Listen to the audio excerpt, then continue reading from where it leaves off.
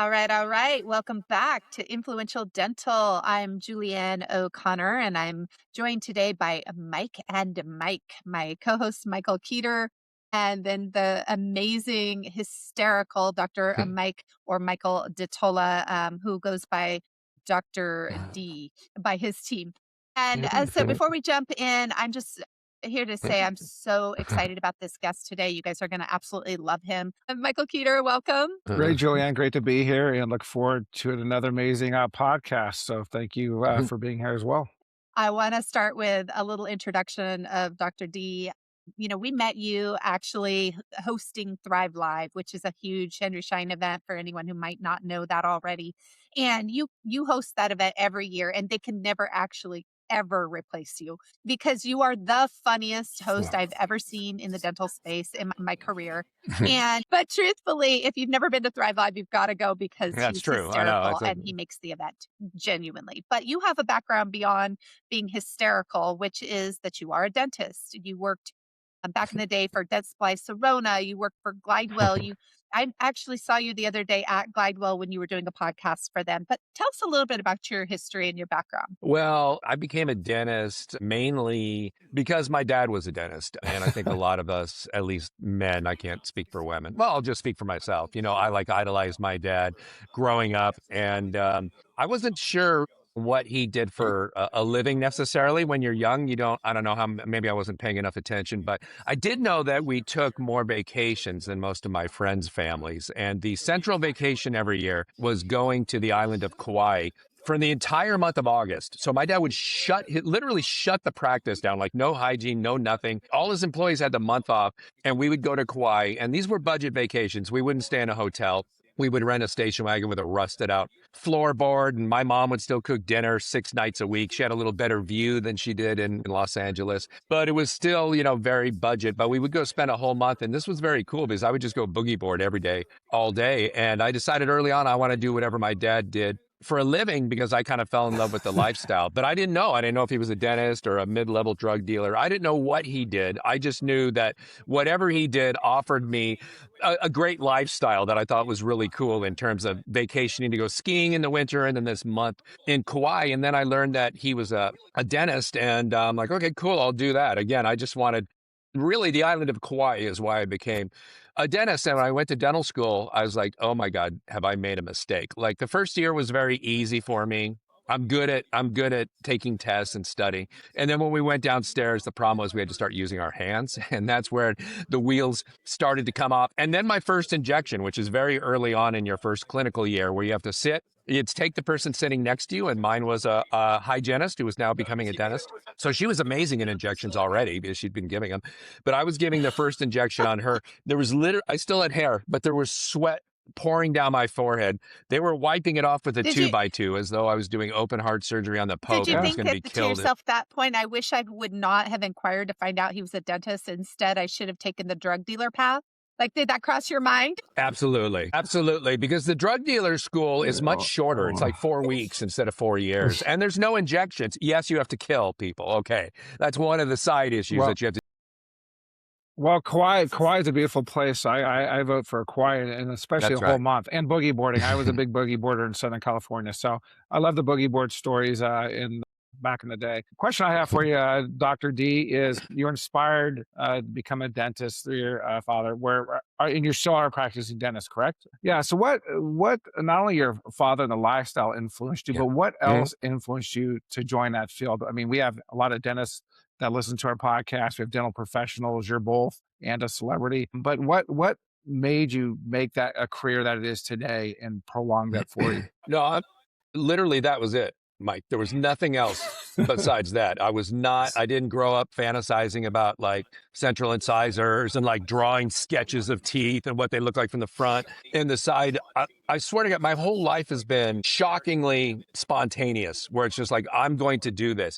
Even getting married and having kids, I gave very little thought to that before I did it. And I look back at them and go, these are major life decisions that I did like zero planning. So it's one of the things that makes hanging around with me fun, but it's also like, I end up in some places where I shouldn't. Like I should have planned things out a little bit more. It really wasn't until I started practicing where it hit me one day that somebody walks in off the street who doesn't know you and you talk to them for 4 minutes. You take an x-ray, talk to them for 4 minutes, and then this mammal lays back in this prone position, exposing their throat, and allows you to stick needles in their face and grind away with an obnoxious drill at part of their body. And just this trust that another human's willing to give you. And the older I got, the more sacred that felt to me in a way. And like I didn't want to violate that. And so I grew into the profession and ended up loving it, even though I was terrified at the beginning. But there was really, when you go to dental school and they say, why do you want to be a dentist? You say, I want to help people. When I applied to dental school, I was like 19 years old. I'd never helped a single person in my life, led a very selfish lifestyle after that. And I said, I want to work with my hands, which I never worked with my hands before in my life. I don't know. I just knew that's what you were supposed to say. And as it turns out, I have a below average set of hands, which is ironic for a dentist. And that has really been my pathway, Mike, is to find a way to get hopefully above average results with a below average set of hands, and then be able to share that to the 90% of people in our dental schools who aren't in the top 10 and can do with any technique, can do anything with their hands. They're true artists. But for the rest of us, it's not that easy. You don't just, you might be attracted to the profession for whatever reason, but it can be difficult. And so I just got lucky enough to stumble into a position I love at it. Glidewell where I had the time to be able to look for better ways to do it. It's funny. He's talking about vulnerability and the throat being exposed. And it reminds me of, we just literally, like after I saw you at Glidewell the other day, we went to Vegas. And while we were in Vegas, somebody gave me a handshake and they like rubbed the inside of my wrist, like with a finger. And it was like, one of those vulnerable areas. And I went to, and I wasn't, call me a prude. I don't know. I had no idea what this symbolized. I had to call, reach out to chat. But we had this whole conversation about vulnerability because of it. And why would somebody think that right out of the gate they could, sort of proposition you with something like that? But as a dentist, you're in these positions like with people where the people are vulnerable. And then on top of it, they really do wish they didn't have to open their mouth for you so they could tell you all of their woes, right? Like you get these periods where don't you just want to shove your hands in their mouth to get them to stop telling you about their life situations? Or does that come up for you? And don't you feel a tremendous responsibility because people trust you so much that they also want to tell you about their lives? And what's that like for you? I actually love that part of it. That part does not bother me at all. It's the reason why I run late on some days, because I will spend 30, 45 minutes. That's what I love about the profession is the interactions with the people. And I have a goal to make every patient laugh 3 times at every appointment. And people always think I'm kidding when I say that, but it's the God's honest truth, because I want them to leave in at least the same mood as when they got there, even though we've just tortured one of their molars, or in a better mood if I can really. And so I'm trying to make patients laugh, and I want them to feel better. The prepping of the crowns and the veneers, I mean, I do that because we have to, and I do take pride in it, and it's a mystery for me to try to find better ways and faster ways to be able to do that. And I love when I finish a prep and I look at it and it looks great. But really what keeps me coming back to the office is the interactions with the people. It's really no different than trying to make a Thrive Live audience laugh. I'm just trying to do it with the people. My biggest thing is, and I've always felt this way, is like whether you get shoulder surgery or hand surgery or any kind of surgery, they put you under to do it. Why are we the only profession that keeps people awake? We've got this hole that's necessary for their survival. They breathe out of it. They talk out of it. We've got a garden hose of water we're squirting down there. They don't have gills that they can breathe through. We're basically waterboarding them and trying to kill them. It's torture in at least half the countries in the world what we're doing. And they're awake. Who decided this was going to be the profession where you're going to be awake and all the other ones you're going to be put under? That's the ridiculous part to me. I feel bad. I feel bad what we're doing to people. But before we get on too far, when you Googled, I don't even know what that handshake means. What does that handshake means? Is that like a swinger handshake or what is that when somebody does that? It was like, basically, it's a proposition. Number one, like they're checking to see. Or it can be also a sign of dominance. But in this case, I think it was a proposition. But it was so awkward. And it was, by the way, at a dental conference with a dentist that I had just met. Anyway, it's just fascinating, right? Mike, you were cracking up. You were like, what? Right. Well, I didn't actually see it. You told me afterwards. But yeah, that's very interesting. But that's the weirdest proposition I've ever heard. I want to get back to you waterboarding your patients in your office, because I don't necessarily know if all dentists do that. And also you have also your associates with you. So it's like a whole group of people waterboarding poor unsuspecting people coming into your dental practice. That obviously is a joke and you're very funny, but I want to go even back further about making people laugh. Yeah. And we talk about this and as we came together in our business with Influential Dental, and part of and I'm looking at my whiteboard here in my office, is fun. Fun is one of those, and with fun is laughter. So I do think the dental profession needs more of that, and not to go from up here to down here. But Julianne and I also talk about the strifes of being a dentist, right? The suicide rates, type A personality is really grinding and having issues as well. So the fact that you lead with laughter and lead with fun, I think more dentists need to take away from that and practice what you do. So anyway, I just want to applaud you for that and making that part of your everyday life. And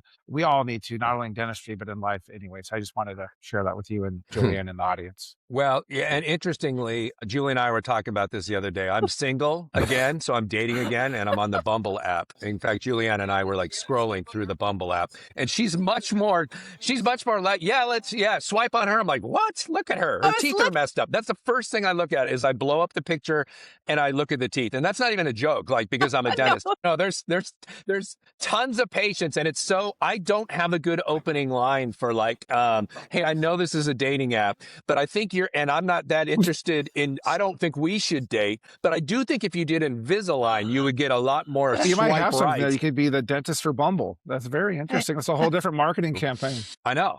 That would be amazing. I know. I might have to talk to you guys about that. But the thing about that I was going to say is, everybody, all the women say, the fastest way to my heart is ... and then they fill it in. And 9 out of 10 times it's a sense of humor. But the thing that I thought was making the me laugh craziest about it is you had literally just come to LA. Your practice is in Lodi.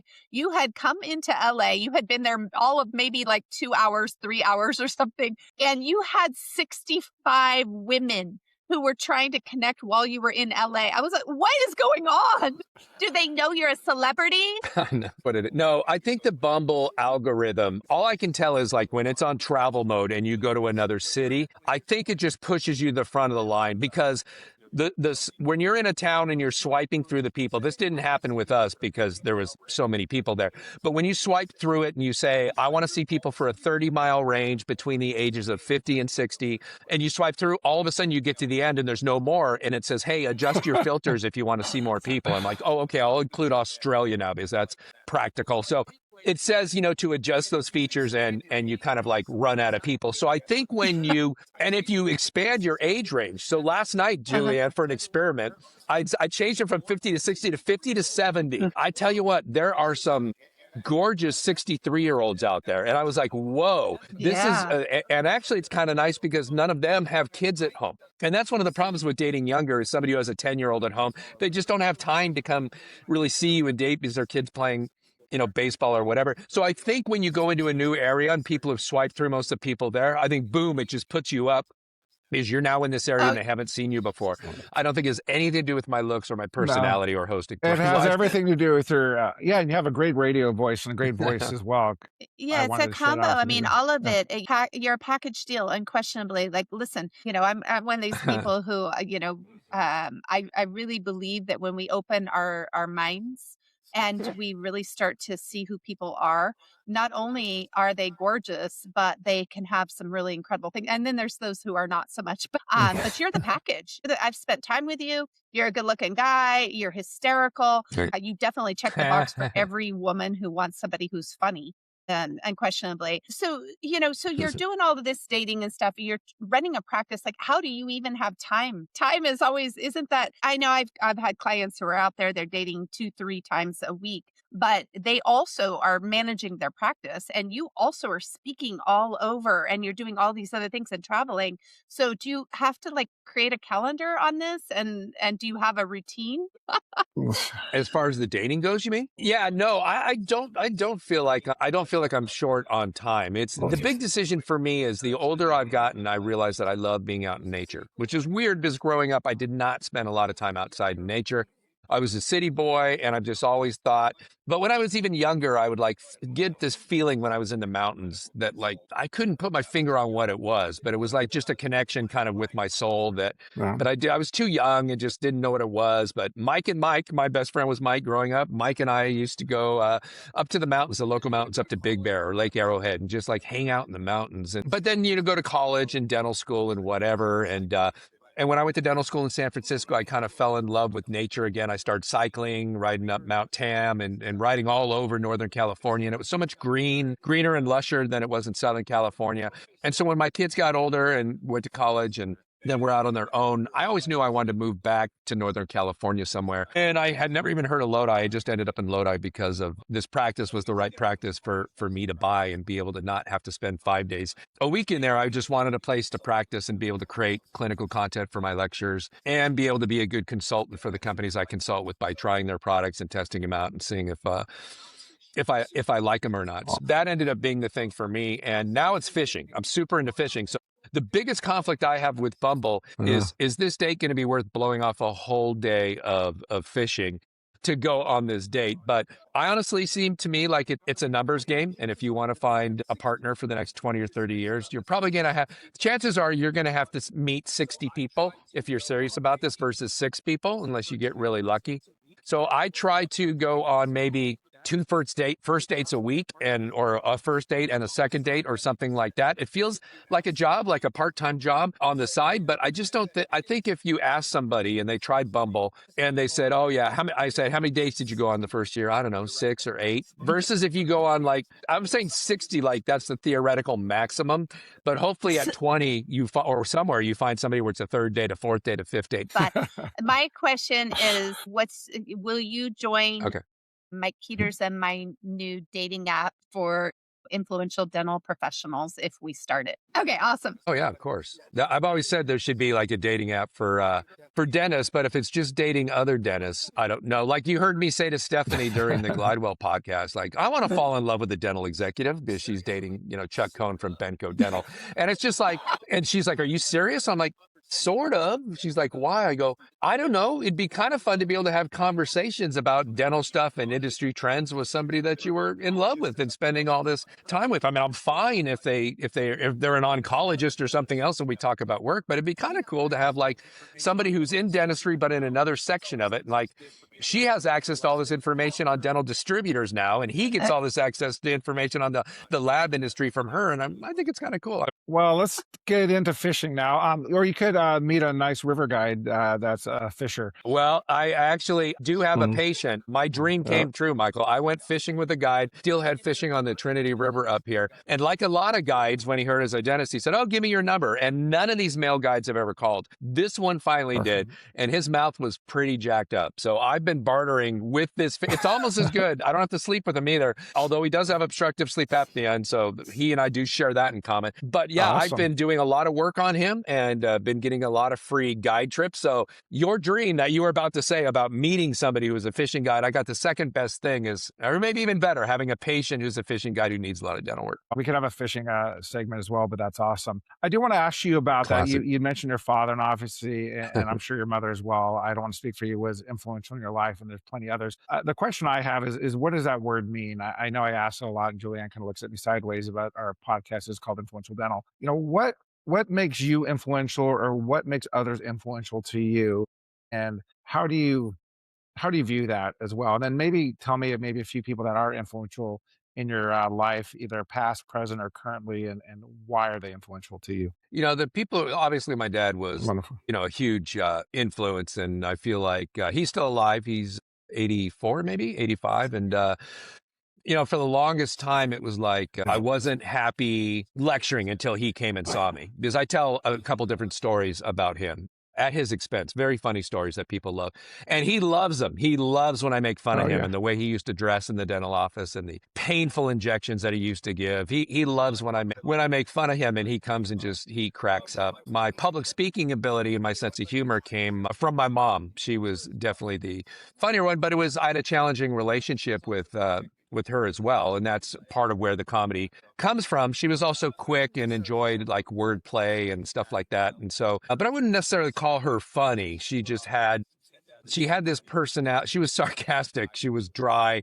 And that's definitely a part of mine, part of what I have going on. Other influences have been, people like Gordon Christensen, dentists like Harold Chevelle, Bob Lowe, just people who clinically, Bill Strupp, Danny Melker, these dentists and periodontists who I look up to so much and what they do and like tried to get the same kind of results that I could get. And then I mean, there's just certain like YouTube people who are very influential on me as all. There's a channel I watch called Simply Living Alaska. And it's this couple that decided to go off the grid years ago. And their latest video is about this stretch of 35 days in Alaska where it's been minus 60 and everything they're having to do to keep their homestead running. And they wake up and they're working constantly the whole day. And somehow they're in the middle of nowhere in minus 60 and she's making way better meals than I could ever make. And and they can all this stuff and they do all this stuff.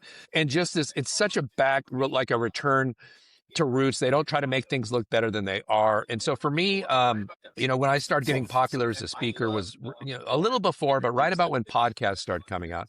And I love long form interviews like this and podcasts, or even, hour-long YouTube videos, because you really can't hide like you can in a short little interview where they're just doing 10, 20, 30-second clips. And so for me, if I had to say what influence is and connect it to another word, it'd be authenticity. And as soon as I start getting authentic in my speaking and telling the truth, that I was in remedial operative when I was in dental school. I was one of the lowest 7 students out of 142 students. The year before, I'd won the anatomy award for getting the highest grade in all 4 of our anatomy classes. That's when I thought dental school was easy. The next year, when we went down and worked with our hands, I was in the bottom 7 in the class. And so I tell that story and then what I had to do to become better. And Glidewell's a big part of how I was able to become better as a dentist. As soon as I got authentic and start talking about the hairpiece I was wearing, which is a totally different story that Julianne got to hear the other day. As soon as I started getting authentic, people related to it. And that's what I'm looking for, is authenticity. And I've gotten rid of friends in my life who just want to always tell me how great they're doing. I'm much more connected to people who are going to call me and tell me how depressed they feel that day, or the panic they're having, or the burnout they're having. Those are the people I want to hang around with and I want to talk to. I want authentic interactions. And it's probably one of the reasons I hate social media. Besides YouTube, I adore YouTube, but I spend 0 time on Instagram, which is ridiculous because it'd be good for my speaking career to spend a lot of time there. But I just don't want to see people's curated versions of their life because nobody seems to put the bummer stuff there. And that's what I relate to, is somebody who's real, somebody who tells it like it is. And there's going to have highs and there's going to be lows. And I want to go for that ride. I don't want to hang around people who are just appearing to either having an amazing time their whole life or not having a great time. Awesome. So whether it's celebrities or whoever, I want to see the spots as well. I don't get inspired by people who just brag about their successes. That does nothing for me. But when they tell me what they've overcome, then I get motivated or inspired. And that's one of the reasons that Mike and I, created this company, really is because we went through some really tough times. I mean, we went through some stuff with some people who we really felt did some things that were not nice. And at the time, we just decided, what can we do, to channel our anger at the time? And we said, let's just do the opposite. But in doing the opposite, we wanted to lift people up who are lifting up others, but simultaneously to share their story and talk about what have they overcome, because people always talk about their successes, right? And really, at the end of the day, nobody cares. So out of that, let me ask you, I know you've been through some really tough times. I don't know how open you are about some of the things that you've overcome. I know you're authentic about the things that you're talking about. But is there anything you can share with us that would be really moving for our audience that maybe they don't know about you, that you don't talk about on the typical stages? And that's kind of a personal question, so feel free to opt out of it, but just out of curiosity, because I for sure Mike and I have been through some things, and I think everybody has, and that's why the relatable side is so important to all of us. Yeah. No, I'm happy to talk about all of them, and the reason I'm happy to talk about it is because I wish I would have heard somebody talking about these things more, growing up, and it was just a function of when I grew up. There weren't podcasts dedicated to mental health. I mean, it's really kind, there wasn't apps where you could do therapy through an app, which I'm not a huge fan of. I don't even really like Zoom calls that much for therapy. I much prefer face-to-face therapy, but that's just how I started doing therapy. And I've done plenty of it over Zoom with specialized therapists doing like internal family therapy that happen to be 200 miles away or 400 miles away. So I do think it can be very helpful for that. So I don't know, one of the things that I'm starting to talk about in a talk, and I don't do it in a regular talk because that's not what dentists signed up for, unless the dental society wants a talk on, mental health and dentistry. And there's really, I don't know if there's anything really particular about dentistry to me. It's just we're kind of all people, and I think every job can be demanding. If you take stuff personally as a dentist when somebody doesn't like the crowns you put on, I feel like you would have taken it personally at another job if somebody didn't like a presentation you turned in or something like that. So I don't want it to sound like too unique when it comes to the dental part. But for example, yeah, I was addicted to Vicodin 30 years ago, and it was way easier to get Vicodin 30 years ago. I picked a really good time to be addicted to Vicodin before the opioid abuse got really, really bad. And it was long before OxyContin was even available. And so, had to go through rehab and do that. And fortunately, most states have a great diversion program in place where if you are struggling with something like that, it feels like there's no way out of it. And it feels like you just feel trapped, and you start to wonder whether or not, I thought I'll just give up my dental license and that way I won't have to go to rehab or do anything. I don't even know if I want to be a dentist, but you're so mired in like depression and confusion and anxiety that you can't even see clear until you not only stop using the drugs, but go through rehab and let the chemicals in your brain start to readjust themselves. I've abused alcohol, in that time as well. My mother was an alcoholic, so I know there's always that tendency inside of me. And I've had severe panic attacks and dissociation from the time I was 13, from the first time I got high, with my 8th grade with my friends. I started freaking out, having this dissociative panic attack where I was like losing contact with reality, and they were all making fun of me. They thought it was hilarious. Me as an 8th grade, that's 13-year-old boys aren't real. And then they labeled me as being psychotic. So that was Psycho Mike was my nickname. And in fact, it's in my high school yearbook. Every once in a while, I like to go look and see how my best friends would make fun of me and call me Psycho Mike because every time we got high, I would freak out. And then that would continue to happen even when I didn't get high throughout my life, where I'd have these dissociative panic attacks. One of the things that I learned to fly an airplane as soon as I got out of dental school, because I also wanted to be a pilot if I wasn't a dentist. And as soon as I started flying, I got about a year into that and then had my first dissociative panic attack flying the plane. I'm like, well, there goes that. I can't do that anymore. Happens in elevators, happens other places. And so a lot of therapy on my part in rehab to stay away from things like Vicodin, and then just to try to get your life in order, because there's stuff, it's really not about the drugs. I mean, it is at the time while you're taking the drugs, but it's about this hole inside of your soul. And part of the way I used to fill that hole was by getting on stage and making people laugh. And that worked until I got back to the airport. So that great feeling would last about 45 minutes, and I would get to the airport and feel completely empty again. And it's just been a lifelong journey of me to live into a statement that I heard once. That's the most confusing statement I've ever heard in my life, which is happiness is an inside job. And the first time I heard that, I was like, I don't even know what that means. Then I started calling bullshit on it. I'm like, no, it's not. If I just have this house, I'll be happy. If I just make this much money, if I can make 4,000 people laugh, whatever it was, if I buy this watch or this car, and generating that and filling that hole from inside rather than from the outside, whether it's somebody on Bumble or whoever it's going to be, to try to fill that hole. It just never works. And so it's been a lifelong search for me to be able to heal that kind of initial wound for me, which for me is this insane feeling of how unlovable I really am. So important for people to understand that, this is so much more common than people realize, right? I think it's a human condition. And, I private coach super high achieving, doctors and professionals. And Mike also coaches with me. And they come to me because they want to take back their quality of life. They want to hit big, big goals, but they want their quality of life. And so you see a lot of different common themes amongst people when you hear the really deep stuff behind there, right? But I do think that this needs to be talked about. I think it's so critical. I commend you for sharing on our podcast today. And I thank you so much from the bottom of my heart, because it also makes me feel normal, right? I kind of have a joke that if I'm at a restaurant and a waiter drops a plate of dishes and, I literally seek them out to tell them thank you for reminding me that I'm human, because I drop dishes too. So it seems so simple and so dumb, but the fact that we Right. do live this life on Instagram, like you were talking about, and we don't talk about it more frequently is the reason I think people don't seek help. They don't feel like there are other people going through it. They feel very alone. Teenagers are going through it. People in this profession are going through it. You name it. I think everybody's going through it, and to different degrees, right? I think both of my younger children were adopted. They both were born drug addicted. And I've seen the journeys. I've had 7 children through foster care, and I've seen the journeys of so many drug addicted parents and what happens if they don't have support. And a lot of people can't find the support. So I think my question is in your journey, how much has community played in? I know that it's an inside job. I get it, but we still feel alone. Like I can be married with my children running around, okay, and at a party for all, Yeah. for all I care, and I can still feel alone.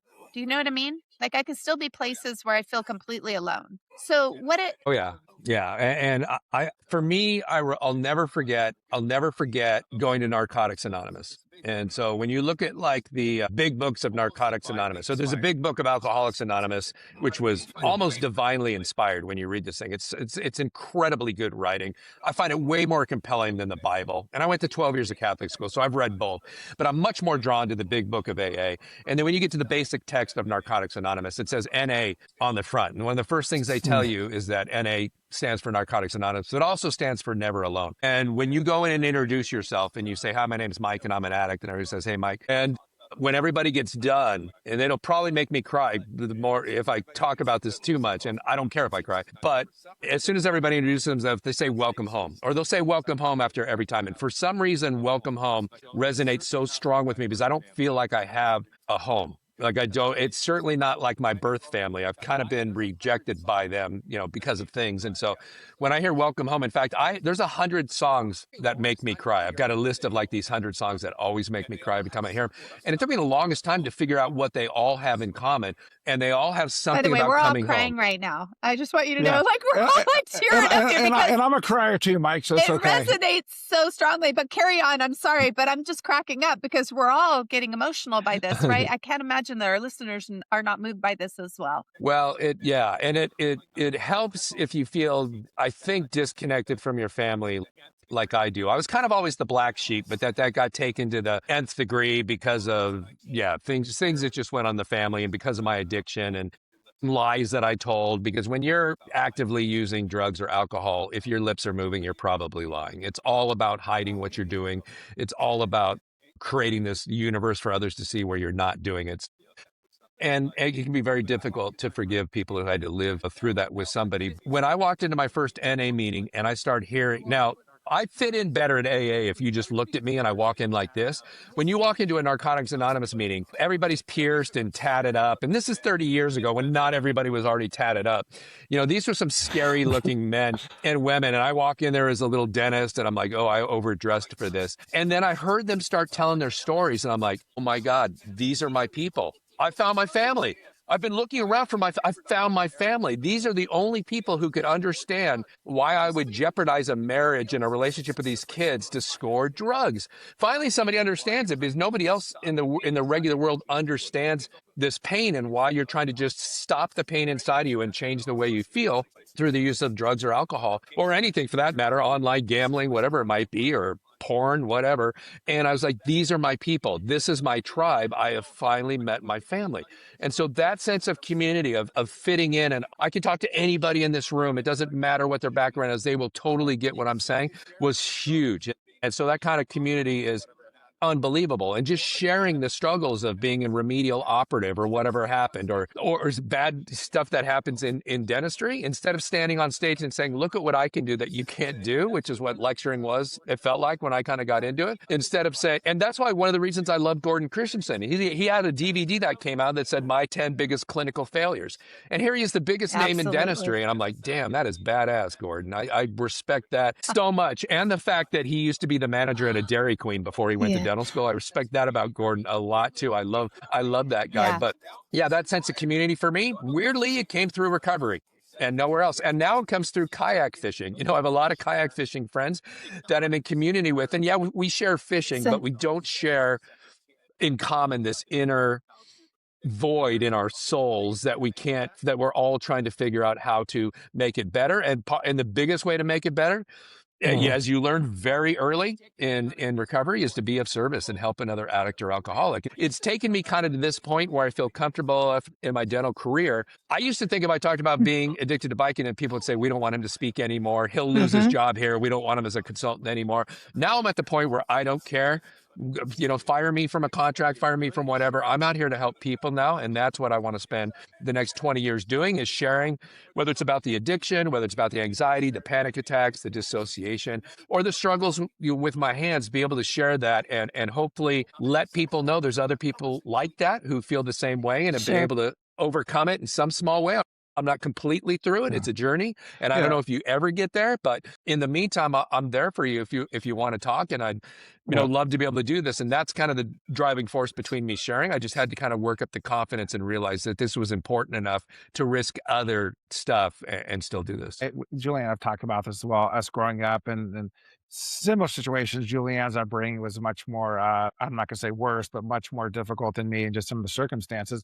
But again, we were attracted to various types of people. I hung out with the jocks, the stoner group, the intellects, and kind of intermingled and enjoyed them all for various reasons. And just love people in general, right? I like the human experience. And so what you're saying and what you're living is, I think, more of the norm than not. And if people are real with themselves, right? Dental professionals and Julianne, I've had stories over the last few months and she shared it on other podcasts of some of the offices and people that have come up to her and, whether it's, thank you, you've saved my life. They've come up to Julianne and she does amazing work with that, and just office dynamics and people. And so everyone's going through something. And the fact that you can be authentic, and I've gone through a great journey this last year, starting our company and learning more about myself through some different modalities and things. So I applaud you for doing that, because not only are you helping others, but you're ultimately helping yourself, which is the most important, right? It does start with you and your journey. And I love that about our community in dentistry, because I do love the profession of dentistry, but I love the people more. And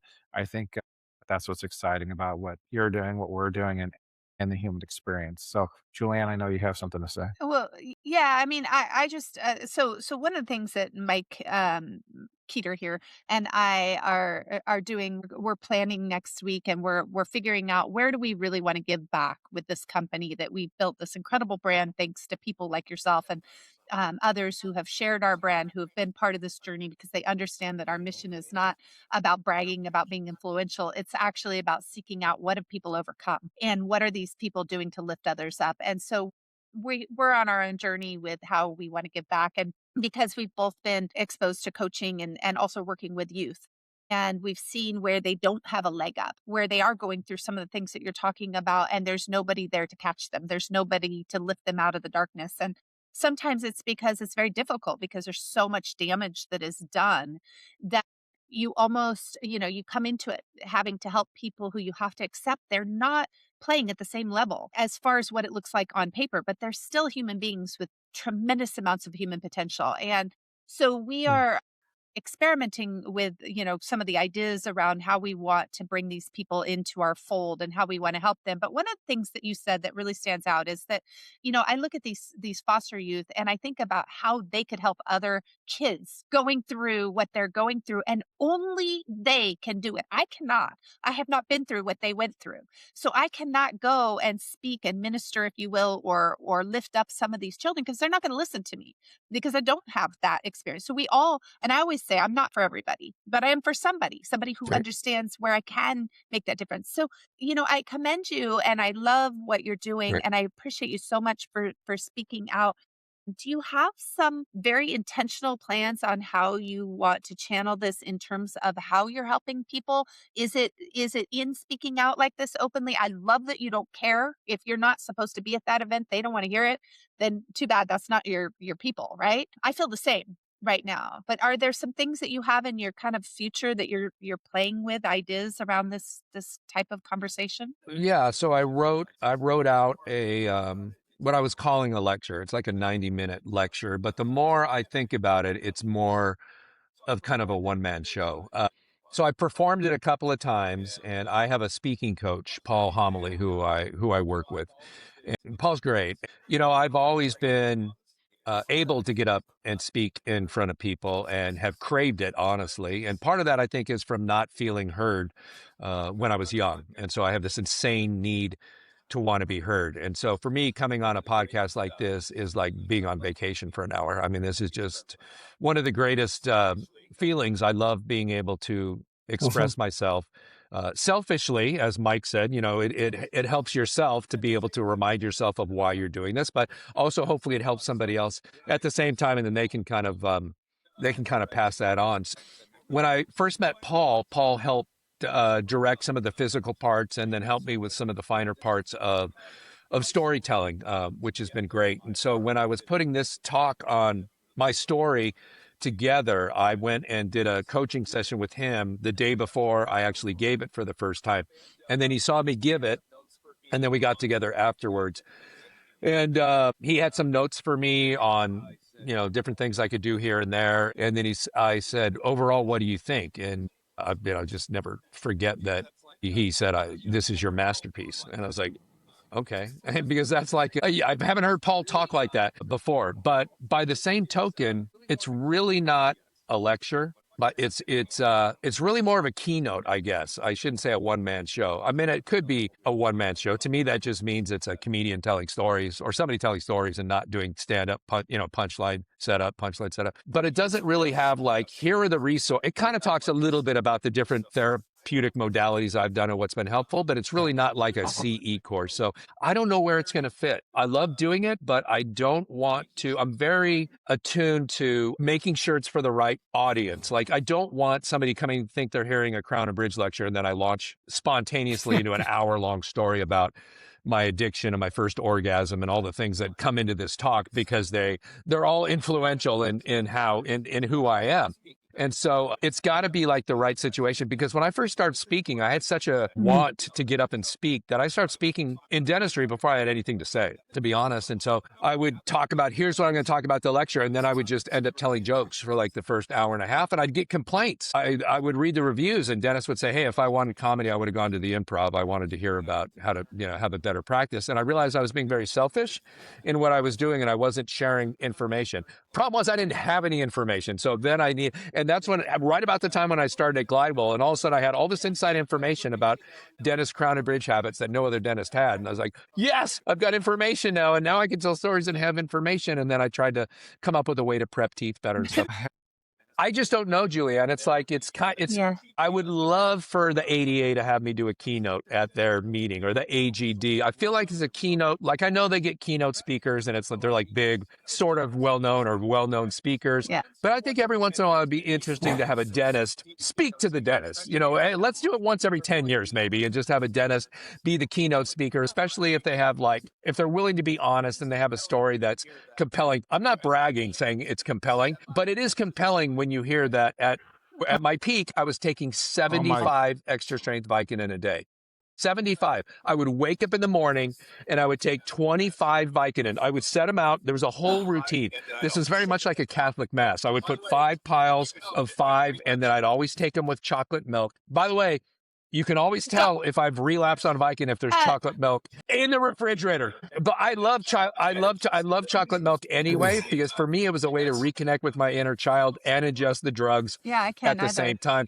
And that's how bad it got. And I can't believe I'm still alive, to be honest. And it's made me start to think, oh, the universe is keeping me around for some reason, and it's probably I have a to good share friend. some of Her this stuff. name Yeah. is Tiffany Phillips, and she's an actor and incredible. She did a woman show called "I Never Met a Jerk I Didn't Like," and I remember she asked me to come and do the introduction for this big event. And just the reception and the way we were able to actually tie it into, even a book I had written and all sorts of different things. And so I just want to put it out there right now that if you decide to turn it into a one-man show, I want to introduce you. So please consider that. But absolutely, people Okay. need to reference this, and even they need to be able to come in and just be forthcoming and say, just say, hey, this is what we're doing today, is we're talking about these topics, and here's the person to do it. And it needs to be brought on stage. This is something that's so important. Well, and Mike Julian, and I can tell. not even brought on stage, but talk about on a daily, weekly basis, and whether it's internally or with your teams or staff, right? We do elite team training and stuff, and obviously dentists are a lot are tightly wound and don't necessarily share, but being authentic and you break down a lot of these walls. I mean, how much further you can go together and Mhm. realize that you're not alone. And so I think so many takeaways from our conversation today, it needs to resonate with people. Just thinking about being authentic, if I can say it, authenticity and being authentic, I think it's a long way to whatever you want to do, whether it's financial goals, whether it's personal goals, whether it's just working with teams. So, yeah, you share so much, being funny, being authentic, working hard. So, Julianne, sorry to interrupt you, but No, I wanted to just say on top of that, like what you're saying about the elite team training. So we do these elite team trainings, but we get called in sometimes because they're doing really well and they want to hit bigger goals. Other times because they're a mess, they're a train wreck, and we get flown in to fix the problem fast. And one of the things that ends up happening is we invest a tremendous amount of time. So we don't just do the team training; we then go one by one with each of the individuals of the team, and we have these confidential one-on-ones that we're never going to reveal to people, and the stuff you hear behind closed doors when somebody knows that they're in a safe space, and it just opens your mind to why the team is dysfunctional, because people are in there feeling like they're so alone that they've been through things that they could never share, or they're going through things that they could never share with the team. And so people are making these comparisons and all these things, but they're not realizing that everybody's going through something, and that if they want to be an elite team, they need to hold space for everybody and lift each other up and support each other. And it only comes through a few people being willing to share their stories. Then others will start to open up and others will start to drop their story and release. So Dr. D, I mean, I commend you on every level, Right. and everybody should be bringing you out to their events because you're an inspiration on every level. When we first heard you at the Thrive Live event, it was just pure laughs. Like we laughed our butts off. But part of it was because you were even authentic there and they allowed you at that event. They allowed you to be free. And I know that's even still with probably censorship. And so I can only imagine if you were freed to fully say exactly what wants to come out of your mouth, how blessed people would be by you. yeah, Yeah, and I just can't do that when I'm hosting a meeting for Henry Schein. There, I'm always kind of tiptoeing around the line anywhere, and I feel like I'm Of acutely aware course. of where that line is, but I'm representing them essentially while I'm doing that on stage. So I have to be careful. And yeah, that's not necessarily that's kind of like a party atmosphere, education, entertainment, and so that's what I'm doing there. So I have to be, and I'm only up there for 4 or 5 minutes at a Mhm. time, so it'd be very difficult to like get a poignant moment in and then bring the crowd back again in a short 4 or 5 minute time. I will say though, I thought you were going to ask a different question about making people laugh, and that is the only time it doesn't work for me. Therapy didn't start to work until I stopped trying to make my therapist laugh. That was all of a sudden like, okay, I got to turn this off. Well, actually, my therapist saying, "Can you turn that off?" I was like, I don't know. This has just been my like formula for success in life for so long. I don't know if I can turn it off. Just tell me how you feel. It's like, well, why can't I tell you how I feel and make you smile? So we'll leave that up to me. And so it really was. It's become so ingrained in like this formula for success for me. Whether it's like Mike said, I hung right. around the stoners, I hung around the jocks, the intellectuals, the female Yeah, groups, and one of my biggest sources of pride was that I could fit in and make all of them laugh. This was something to me that has literally been a recipe for success in so many areas of life. And the one time where it doesn't work is in therapy and turning it off then. And so I talk about that as well. Not that that's going to be a problem for everybody, but it just comes down to authenticity about, hey, stop trying to like use Yeah. here. This is not the place for that. So that is the one place where I find that it Uh, gets in the way, and I, uh, I have to kind of set that to the side and be a little more vulnerable. But I certainly think being entertaining everywhere else makes it easier to listen to this message. And the other thing I've learned is that I've given this talk 3 times in front of a big group, and it's way more effective. When I give it in front of a big group, lots of people come up afterwards, dentists telling me about their panic attacks, being taken from their office in an ambulance to the hospital, not knowing what's going on, thinking they were going to mm, die. I never think I'm going to die in my panic attacks. I hope I'm going to die. I pray I will die and this will end. I never die. I just have to suffer through it. But in a smaller group, everybody feels too seen. When there's only 14 people in the room and nobody like shakes their head very much, and then nobody like comes up afterwards because they're friends with all the 14 people who were there and they don't want to come up and like share. in front of them. So it does need a bigger group because there's more anonymity in the audience and people come up afterwards from a room full of strangers, essentially. So I do think I don't like giving it in front of small groups because I don't know, it just doesn't feel like the people can interact with it the same way as they can. So I'd prefer to do it to large groups. Not that, I don't know. There is definitely the fear that that's the case with the smaller groups, but Mike will tell you he's seen me go there with small groups and have breakthroughs that were so extraordinary. But at first, it is uncomfortable and it is frightening because I'm even thinking maybe I won't have the breakthrough and everyone's going to be talking about this afterwards. But if you continue, you'd be amazed by how when one person finally cracks and they break open, then it shares and everybody is so bonded because of it. But, one of the things that Mike and I learned a lot about this last year was like when we develop our identity at a young age and these different phases of when we create our identity. And one of the things that people often do is they don't recognize that they've created an identity, something they carry with them as like their protection, their shield. And for a lot of people, it is being funny. That is one Oh, yeah. level of an identity that you realize when you get older. Okay, do you actually have to have it?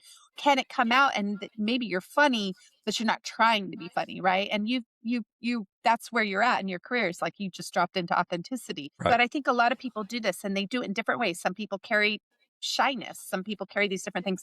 But this is developed at ages when our brain is receiving information Mhm. that makes us, decide at a moment when we can't even recall it now as adults that this is the way I have to be. It's survival.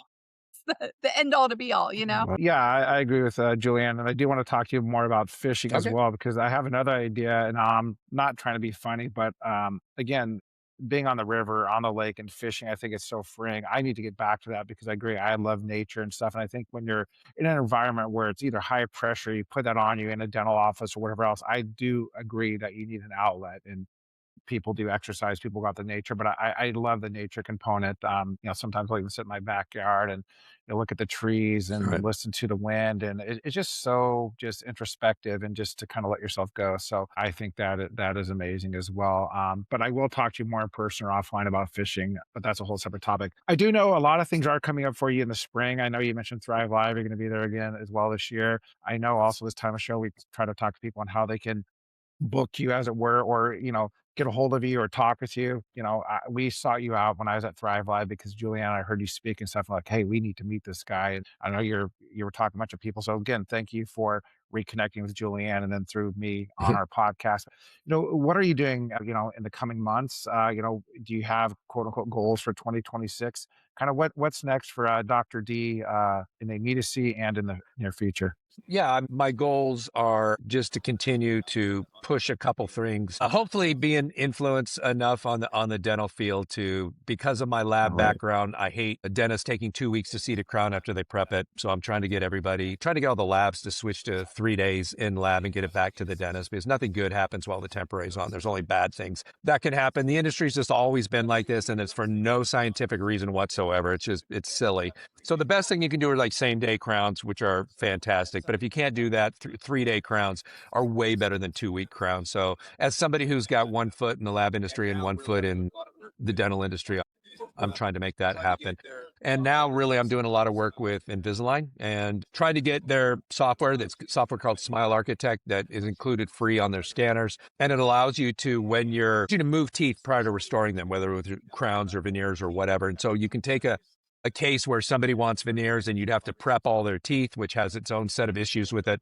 And if they wear aligners for 5 or 6 months, you can put their teeth in the right place and do no prep veneers, which will have no recurrent decay, won't have any postoperative sensitivity, doesn't expose the dentin, and is so much more conservative.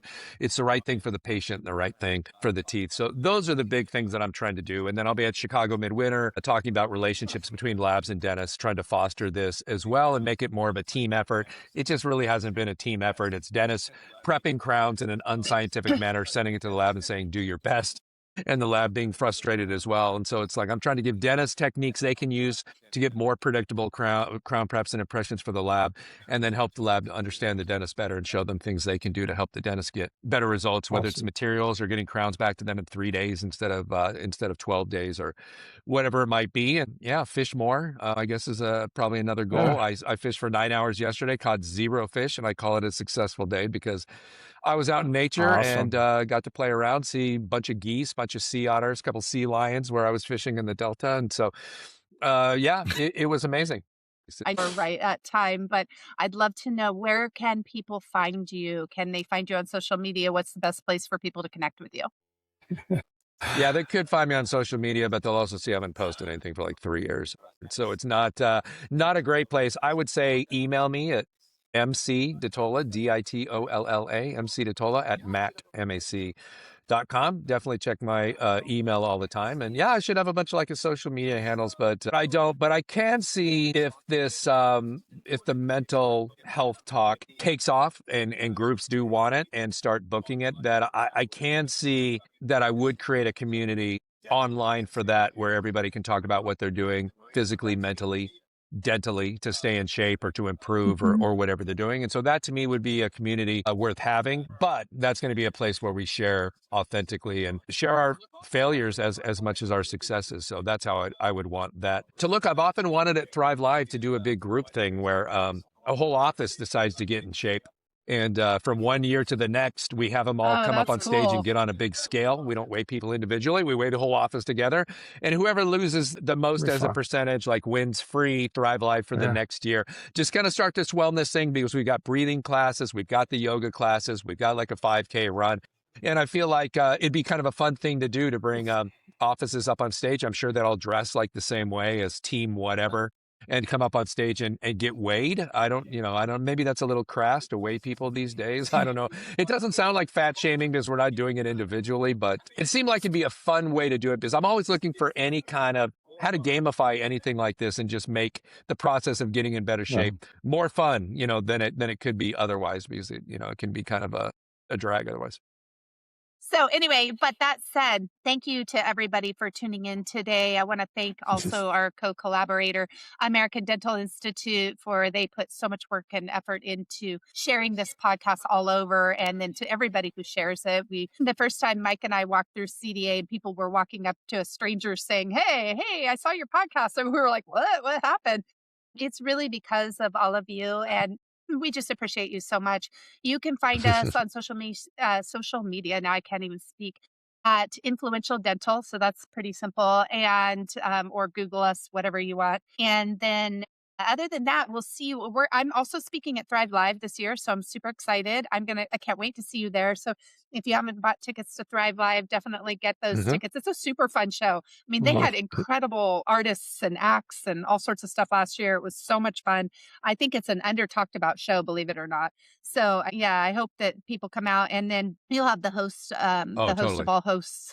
Truly, it's so much fun to hear you on stage. So Mike, thank you Yeah. for co-hosting with me today. Any last words? Hope you Yeah, like no, that. thank Any you. last words? Yeah, no, thank you, Dr. D. I appreciate that and look forward to getting to know you better as well, seeing you at Thrive Live. And if there's any way we can collaborate or help you, please let us know.